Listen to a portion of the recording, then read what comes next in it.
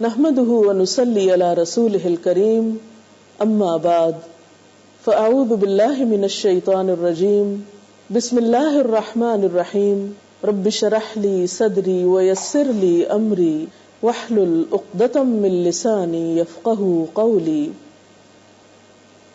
آج سے ہم رمضان المبارک کی آمد پر پروگراموں کا ایک سلسلہ شروع کر رہے ہیں کہ ہم رمضان کیسے گزاریں۔ اللہ تعالیٰ کا لاکھ لاکھ شکر ہے کہ ہماری زندگی میں ایک بار پھر برکتوں، رحمتوں اور فضیلتوں سے بھرپور مہینہ آ گیا ہے۔ اس پر ہم اللہ تعالیٰ کا جتنا بھی شکر ادا کریں کم ہے۔ ہماری دعا ہے کہ ہم اس میں ایسے کام کر سکیں کہ جس سے واقعی ہم اس مہینے سے بھرپور فائدہ اٹھا سکیں۔ کسی بھی چیز سے انسان بھرپور فائدہ اسی وقت اٹھا سکتا ہے جب انسان اس کی حقیقت کو سمجھتا ہو اور یہ جانتا ہو کہ فائدہ کیسے اٹھایا جائے، کون سے ایسے کام کیے جائیں جو ہمارے لیے مفید ہوں۔ اس کے لیے ہمیں اپنے آپ کو ذہنی اور عملی طور پر تیار کرنا ہوگا۔ رمضان المبارک بہت برکت والا مہینہ ہے۔ اس مہینے میں ایک ایسی رات ہے جو 1000 مہینوں سے بہتر ہے۔ اللہ تعالیٰ نے اس کے روزے فرض کر دیے، اور جس شخص نے کسی روزے دار کا روزہ افطار کرایا اس کو روزے دار کے روزے کے برابر ثواب دیا جاتا ہے، بغیر اس کے کہ روزے دار کے اپنے اجر میں کوئی کمی کی جائے۔ آپ دیکھیے کہ ایک روزہ رکھنا ایک مشکل کام ہے، لیکن اگر انسان کسی دوسرے کو روزہ افطار کرا دیتا ہے تو گویا اس نے ایک اپنا روزہ رکھا اور ایک دوسرے کے روزے کا اجر بھی پا لیا، اور اس میں پریشانی کی یہ بات نہیں کہ شاید اس کا اجر لے لیا تو اس کے لیے کچھ نہ بچا۔ اللہ تعالیٰ یہ ثواب اس شخص کو بھی دیں گے جو کسی روزے دار کا روزہ ایک کھجور یا ایک گھونٹ پانی پلا کر کھلوا دے گا۔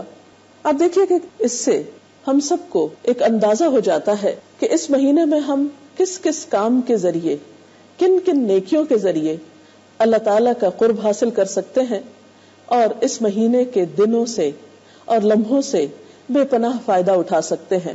اسلام کے تصور عبادت میں کتنی وسعت ہے۔ اس میں صرف حقوق اللہ نہیں ہے، حقوق العباد بھی ہیں۔ جہاں ایک طرف اللہ تعالیٰ نے اپنی خاطر روزہ رکھنے کا حکم دیا، وہاں دوسری طرف اللہ کی مخلوق، اللہ کے بندوں کے ساتھ ہمدردی اور غمخواری کا سبق بھی دیا، اور اس کو بھی عبادت قرار دیا۔ عام مشاہدے کی بات ہے کہ اس مہینے میں عام دنوں کی نسبت انسان زیادہ کھاتا پیتا ہے، زیادہ بہترین نعمتوں سے فائدہ اٹھاتا ہے، اور پھر یہ بھی سکھایا گیا کہ صرف ان نعمتوں سے خود ہی فائدہ نہیں اٹھانا بلکہ دوسروں کو بھی اس میں شریک کرنا ہے، ان لوگوں کو بھی جو خود اتنی استطاعت نہیں رکھتے۔ یہ دنیا کا معاملہ نہیں ہے، تو اللہ کے خزانوں کا معاملہ ہے جس میں سب کو دے کر بھی کچھ کمی نہیں آتی۔ تو بہرحال اس شخص کے اجر میں تو کمی نہیں ہوگی جس کا روزہ کھلوایا جائے گا، لیکن روزہ کھلوانے والے کے لیے بے پناہ اجر و ثواب ہے۔ افطاری کے نام سے یہ خیال ضرور آتا ہے کہ شاید اس سے مراد صرف دعوت افطاری ہے یا افطار پارٹی ہے، اور عموماً ایسی چیزیں ایک عام انسان کے لیے پریشانی کا سبب بھی بنتی ہیں، تو اس پہ پریشانی کی ضرورت نہیں ہے۔ اگر کوئی شخص کسی روزے دار کو ایک کھجور کھلا کر، یا اگر یہ بھی میسر نہیں تو صرف پانی کا ایک گھونٹ اگر کوئی دوسرے کو پلا دیتا ہے تو اس پر بھی اس کو اجر و ثواب ہے۔ اور اس میں آپ دیکھیے کہ یہ کام ہم میں سے کسی کے لیے بھی مشکل نہیں ہے۔ مثلاً اگر آپ اپنی افطاری کر رہے ہیں تو اس میں ایک گھونٹ اگر آپ کو پینا نصیب ہو رہا ہے تو ایک کسی کو پلا کر آپ بے پناہ اجر پا سکتے ہیں۔ مثلاً آپ دیکھیے کہ اگر آپ کے پاس 2 کھجوریں ہیں تو ایک آپ خود کھا کر ایک دوسرے کو کھلا کر اتنا اجر پا سکتے ہیں، اور اگر مثلاً ایک کھجور ہے تو اس میں سے بھی آدھی کر کے اپنے ساتھ دوسرے کو شریک کر سکتے ہیں، اور اگر کچھ بھی نہیں تو پانی تو انشاءاللہ میسر ہوگا ہی، اس کے ذریعے آپ یہ اجر و ثواب کما سکتے ہیں۔ یعنی اس سے پتہ یہ چلتا ہے کہ اسلام میں اجر و ثواب کا جو دائرہ ہے وہ بہت وسیع ہے، اور اس میں ایک بہت وسعت پائی جاتی ہے، اور بہت سے مواقع ہیں۔ صرف توجہ کی بات ہے، نیت کی بات ہے، ارادے کی بات ہے، شوق کی بات ہے کہ کون اس راستے میں کس طرح بڑھتا ہے۔ تو بہرحال اس سے ہمیں کئی ایک کام کرنے کے پتہ چلتے ہیں، اور کچھ چیزوں سے بچنے کی طرف بھی توجہ دلائی گئی۔ لیکن حقیقت یہ ہے کہ یہ سارا مہینہ اجر و ثواب کے اعتبار سے اتنا بہترین ہے۔ اسی طرح ہم دیکھتے ہیں کہ ایک اور حدیث میں بھی آپ صلی اللہ علیہ وسلم نے فرمایا کہ جب ماہ رمضان کی اول رات ہوتی ہے تو بڑے بڑے سرکش جن اور شیاطین قید کر دیے جاتے ہیں، دوزخ کے دروازے بند ہو جاتے ہیں، پھر ان میں سے کوئی دروازہ نہیں کھلتا، جنت کے دروازے کھل جاتے ہیں اور ان میں سے کوئی دروازہ بند نہیں ہوتا۔ اور اللہ کی طرف پکارنے والا پکارتا ہے. کس طرح پکارتا ہے؟ یا باغی الخیر اقبل، اے بھلائی کے تلاش کرنے والے آگے بڑھ. یعنی نیکیوں کا موسم بہار آ چکا ہے، اب وقت ہے، جو کرنا ہے کر لو، غفلت نہ کرنا، سستی نہ کرنا کہ یہ موقع ہاتھ سے چلا جائے. وَيَا بَاغِ الشَّرِّ اقصر، اور اے گناہ کرنے والے، اے برائی کے طلبگار، پیچھے ہٹ جا، کمی کر دے. اب تو وقت ہے کہ تم اپنے گناہوں کو چھوڑ کر اللہ کی رحمتوں میں پناہ لو، اپنی بخشش کراؤ.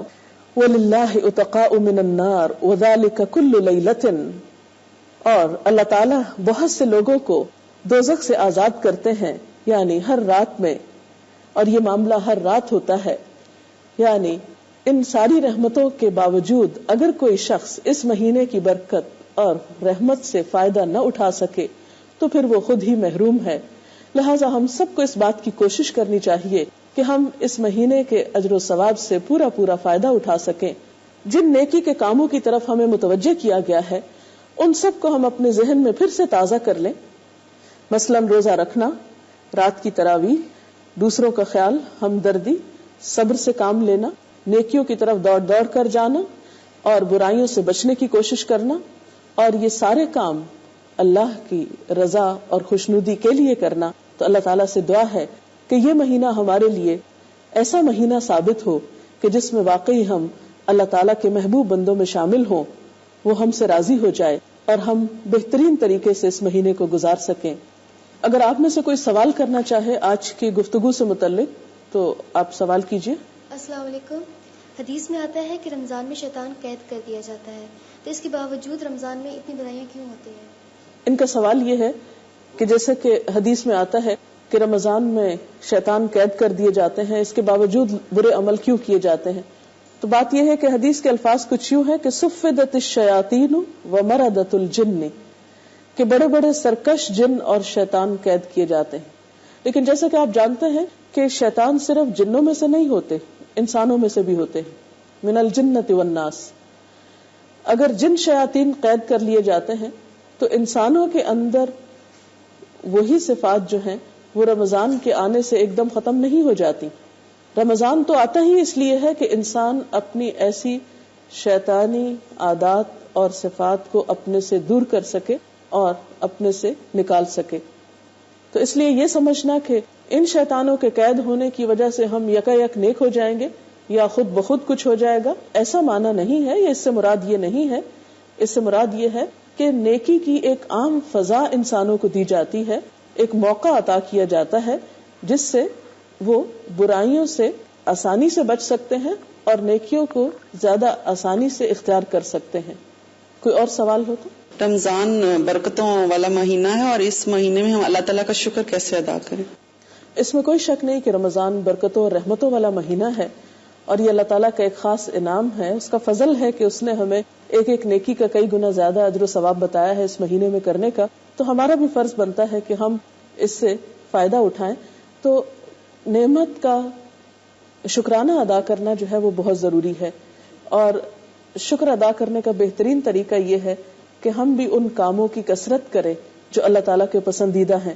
جیسے کہ اس حدیث میں آتا ہے کہ ہر رات ایک پکارنے والا پکارتا ہے کہ یا باغی الخیر اقبل و یا باغی الشر اقصر، کہ اے خیر کے چاہنے والے آگے بڑھو اور اے برائی کے چاہنے والے رک جاؤ.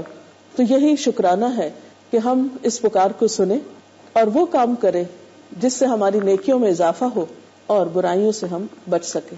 اس کے ساتھ ہی آج کے پروگرام کا وقت ختم ہو رہا ہے. اجازت چاہتے ہیں. اللہ حافظ.